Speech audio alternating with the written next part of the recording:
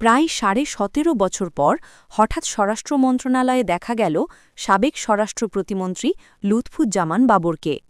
রোববার 14 সেপ্টেম্বর বিকেল 4:22 তিনি স্বরাষ্ট্র উপদেষ্টা লেটের জেনারেল জাহাঙ্গীর আলম চৌধুরীর সঙ্গে সৌজন্য সাক্ষাৎ করেন।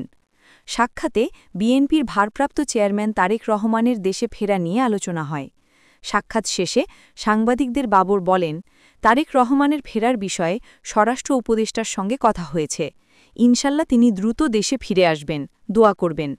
এই সময় লুৎফুজ্জামান বাবর বলেন, পার্শ্ববর্তী দেশে পতিত সরকার একটি বিশেষ শিল্পগোষ্ঠীর সঙ্গে বৈঠক করেছে, সেটা আপনারা পত্রিকায় দেখেছেন, এস আলম গ্রুপের সাথে। বৈঠকের উদ্দেশ্য ছিল বাংলাদেশে নির্বাচন বানচাল করা এবং নির্বাচনে সহিংসতা সৃষ্টি করা। এটি একটি উদ্বেগের বিষয়, আমরা এ নিয়ে আলোচনা করেছি। এছাড়া অবৈধ অস্ত্র ও লুট হওয়া অস্ত্র এখনও উদ্ধার হয়নি, সেই বিষয়েও আলোচনা হয়েছে। তিনি বলেন, দিল্লিতে শেখ হাসিনার সঙ্গে এস আলমের কর্ণধারের বৈঠককে নির্বাচন বানচালের ষড়যন্ত্র হিসাবে দেখা হচ্ছে, এটা সহ উদ্বেগজনক কিছু বিষয়ে আলোচনা হয়েছে।